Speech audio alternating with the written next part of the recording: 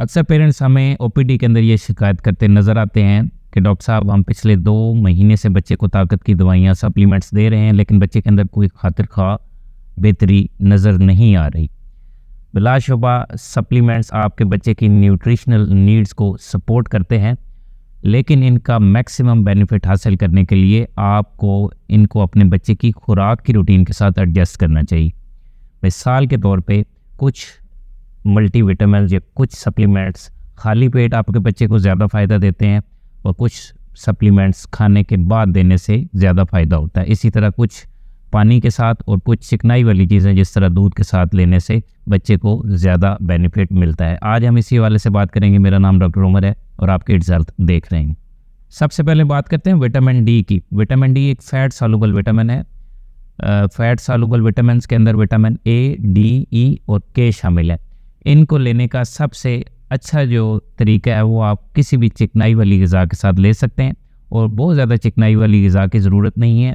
थोड़ा सा दूध, थोड़ी सी दही या तेल में बना हुआ खाना ऑयल के अंदर जो रूटीन में हम इस्तेमाल करते हैं उसके बाद आप ले सकते हैं, ताकि मैक्सिमम एब्जॉर्प्शन इसकी हो सके और आपके बच्चे को मैक्सिमम फ़ायदा मिल सके। दूसरे नंबर पर बात करें आयरन सप्लीमेंट्स की, तो आयरन सप्लीमेंट लेने का सबसे अच्छा टाइम खाली पेट है। आप खाने के 1 घंटे पहले या खाने से 2 घंटे के बाद अपने बच्चे को आयरन सप्लीमेंट दे सकते हैं। इसके साथ आप बच्चे को पानी दे सकते हैं या फ्रेश फ्रूट जूस का इस्तेमाल कर सकते हैं।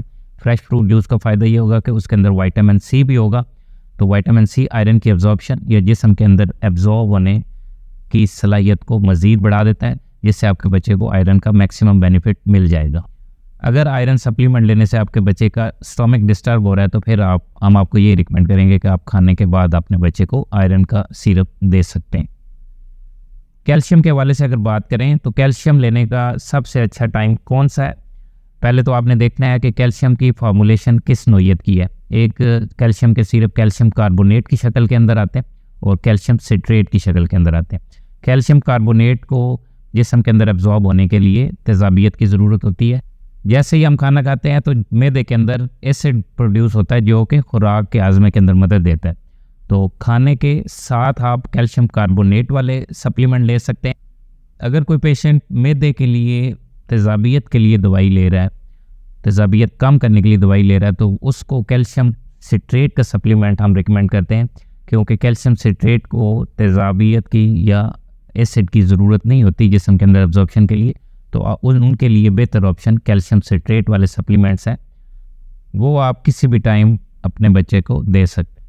विटामिन सी और बी कम्प्लेक्स के हवाले से बात करें, विटामिन B12 के हवाले से बात करें तो ये वाटर सॉल्युबल विटामिन्स हैं, और वाटर सॉल्युबल विटामिन्स हमेशा पानी के साथ उनकी एब्जॉर्प्शन जिस्म के अंदर ज़्यादा होती है।